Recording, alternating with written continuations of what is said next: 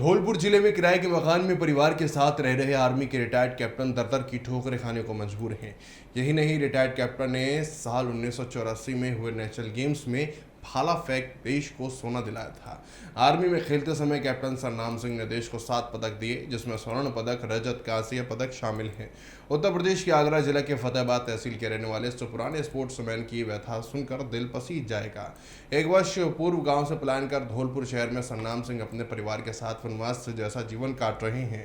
सरनाम सिंह को गांव के दबंग पड़ोसियों द्वारा इतना परेशान और प्रताड़ित किया गया कि जमीन जायदाद और कुछ छोड़कर धौलपुर आ गए वो, और शहर के ओडेला रोड पर किराए का मकान लेकर उसमें अपने परिवार के साथ रहकर गुमनामी का जीवन जी रहे हैं।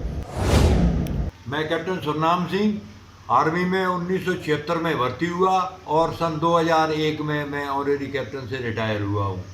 और इससे मैं स्पोर्ट्स में रहा। पहले सन 84 में मैं नेशनल गेम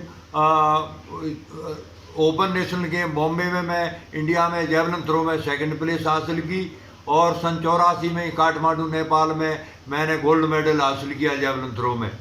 1985 में Jakarta Asian track and field खेलने गया, और उसके आने के बाद मैं 85 में ही नेशनल गेम दिल्ली में मैंने इंडिया रिकॉर्ड किया 78 मीटर 38 सेंटीमीटर जेवलिन थ्रो करने के बाद।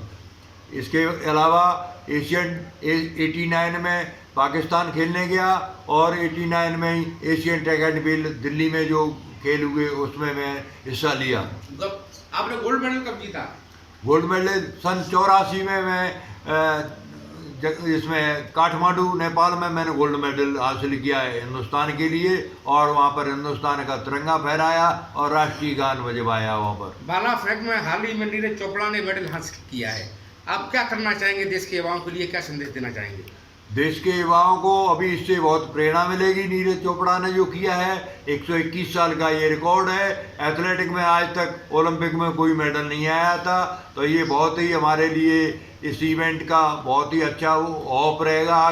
आगे चल के और भी नए लड़के इस स्पोर्ट्स में बहुत ही आगे निकलेंगे और उनको अच्छी प्रेरणा मिलेगी। सरनाम सिंह जी, बेसिकली आप उत्तर प्रदेश के आगरा जिले के फतेहाबाद तहसील के रहने वाले हैं।